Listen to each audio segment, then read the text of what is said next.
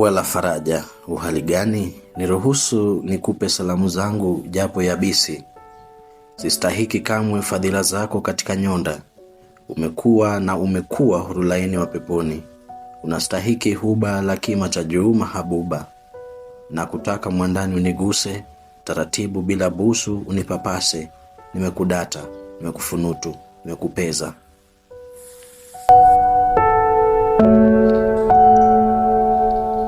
Njoni kupakate na kupangata, za kupanda zipande kama zaibaki kwenye kipima joto. Lakini mbona una wasiwasi? Ninahisi una shauku, shaka ya nyonda yangu kwako. Utapata shari mwenzangu. Ninakuomba ujitanibu na kujibari na yenye doa. Julie, mapenzi ni kama mgomba, hayaoti changaraweni. Mpende akupendaye, asiyekupenda usithubutu kumpenda, hapendeki yule. Nimepokea vilili kuhusiana na uaminifu wangu kwako. Kutoka katikati ya mtima nilikuenzi na kila ulichonacho, wala haitatukia siku moja ambayo nitakuja kukubeza kwa lolote lile. Mbona nikubeze? Mamangu alipokuwa hai alinifunza kuishi na watu vizuri, eti akasema kwamba kesho ni siri ya Mungu. Nilijifunza, nikachota maarifa, nikafahamu kuwa sote ni maiti watarajiwa. Nikamaizi umuhimu wa kumuona mja kama ndugu. Nikajua kuwa chuki hujenga kiambaza cha uhasama baina ya watu. Sitaki kukuona kama tambarabovu au masibi. La, sidhani unastahili hilo. Wewe ni ua la faraja, ua linalomemetusha mafuta ya moyo wangu. Kutoka katikati ya mtima wangu narudia tena, ninakupenda. Waja ni visonoko, watafanya juu chini kukuona unalia. Ndiyo faraja yao. Wakiona umefanikiwa, watajifanya kukupigia makofi. Kumbe wengi wao ni wazandiki na wanafiki wakubwa. Hawana nia nzuri kwako asilani. Wengine watajifanya wanacheka nawe hadi jino la mwisho. Kumbe kurumbembe na visalata tu. Nimejifunza kuishi mpweke mara kwa mara. Si kwamba sipendi utu. La, nina utu tena kwa watu. Utu usokutu kabisa.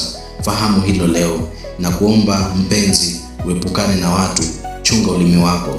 Siwajua nyama tamu na chungu kama shubiri.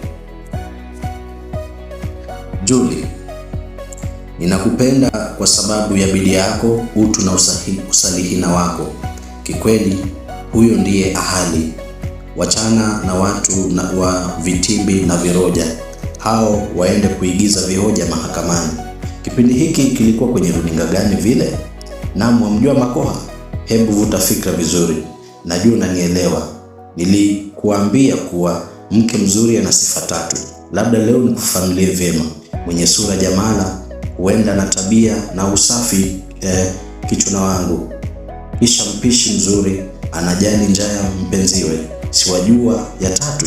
Naam. Hapo unajua kucheza vizuri. Niruhusu nisitangaze mambo ya chumba chetu cha siri kwenye maandishi, au wataka watu watusome? Kwa muda mchache nimeritadi nawe, nimejua umuhimu wa bidii, nimejua umuhimu wa kula jasho lako, nimejifunza kumpenda Maulana, japo mimi si salihina kindakindaki, najua uwepo wa Maulana katika maisha yangu. Nimejifunza kuwa nyumba nzuri inahitaji mke mzuri, mke anayeelewa, mke anayejali maslahi yake na ya wengine. Na kuomba mpenzi uzidi kuwa na moyo huo, Mola hatakuacha. Atajibu ombi lako la kutoka kwa nesi. Utakuwa nesi wahudumie wagonjwa kwa utu. Usiwaze mahali ambapo hela zitatoka. Tumainie tu. Kama anawalisha vinda viotani, sembuse wewe kiumbe wake mwenye sifa bainifu. Ninaomba kulikunjia jamvi hapo. Nilitaka kusema nawe machache leo. Nikiwa na muda nitaandika kuhusu umbile lako.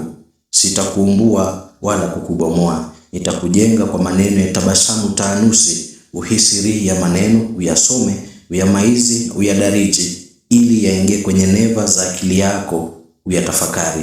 Ninakupenda. Wako Ubani, si neno, Amunga.